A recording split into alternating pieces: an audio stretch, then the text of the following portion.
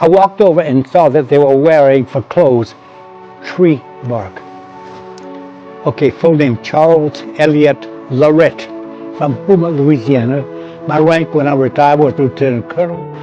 From I was 5 years old, I wanted to fly. I saw a plane, I said, that is for me, and I made my mind, I'm gonna go for it. At 5 years of age. And I got there by joining the Army Air Corps as a buck private for $18.75 a month. I got in, when I got to flight school, I went to Waco, Texas to be an instructor, because when I graduated from flight school, they said, you're good enough to be an instructor, you're going to stay here and instruct, which I did for a year.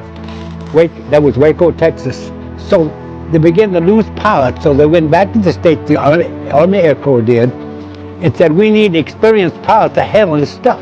And they built a plane called the C-46, which is a powerful plane with two big giant engines that was built for the Hump.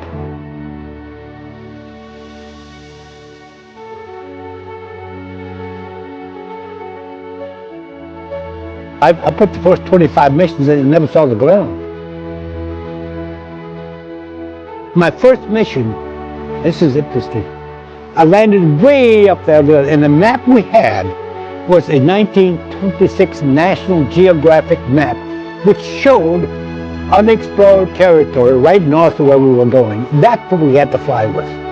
But there was a radio operator there. So anyway, we landed there, and I was walking this valley, which is called WWII, and I saw a man and a woman, winter, they were shivering, and they looked at me and I was smiling.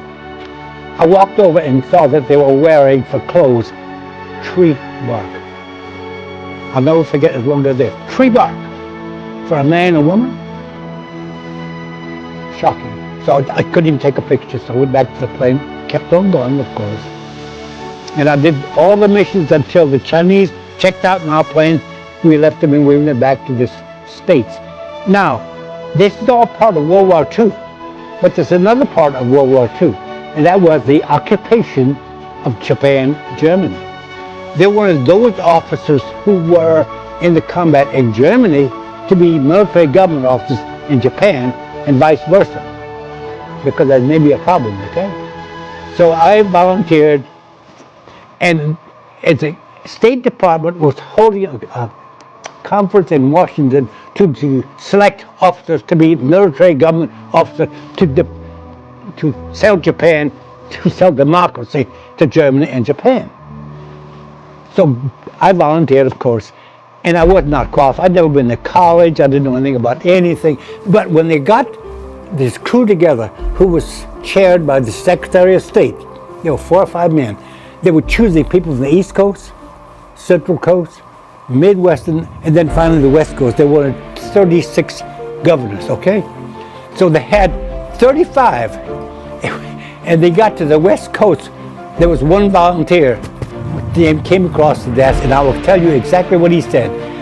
He said, one more, take him, I'm hungry, let's go home. And all of a sudden, I was in the military government, didn't know what the hell it was. So school was starting in Carlisle Barracks, Pennsylvania. Military government school taught you 2 things: to revitalize you into your definition of democracy, because we're going to sell it, and to be a judge. So I figured, to be a judge? Well, he had said to me, have you ever been on a jury? And I had been on a jury once. He said, you're a judge. You made a decision. There's no difference. So I went into Germany as a military government officer to change Germany into a democracy at age 23.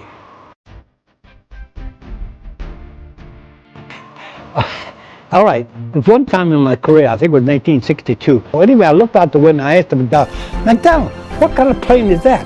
He said, that's an F-104. I said, where are the wings? Haven't you got no wings on it? He said, those are the wings. They were stubs. You know, the F-104 looked like a missile. It did. But it was so powerful, 15,000 horses, and it weighed 15,000 pounds. It could accelerate going straight up. So it was 8 o'clock in the morning, and you have to go through 2 years of ground school and 1 week of interceptor with a pilot who's checked out. I walked out of that plane at 8 o'clock. At 9 o'clock, I was airborne. In order to keep my speed down, I kept raising the nose. And pretty soon I looked up and I was looking at the horizon the other way. In other words, I took off to the north, ended up flying south. And the tower said to me, 016, what are your intentions? I'll call you later. I never called them back. I took off, I'll never forget it, gone that way. In a plane I'd never seen 2 hours ago. Now, that was the morning. That afternoon, I called this Rocky Tech rep. I said, I want you at the flight line at 1 o'clock. I'm going to go Mach 2, and I want that Mach 2 certificate. He came there.